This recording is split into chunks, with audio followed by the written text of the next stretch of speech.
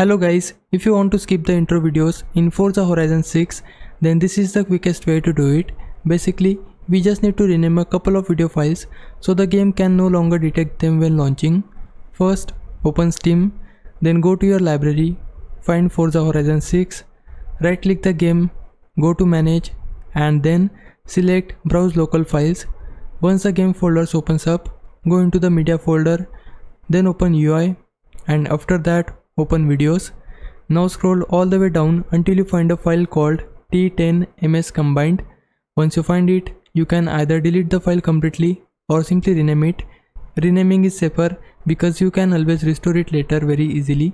For example, just add a number or a letter at the start of the file name so the game no longer recognizes it. After that, go into the hires folder and do the exact same thing there. Scroll to the bottom again, find the same file and either rename it or delete it.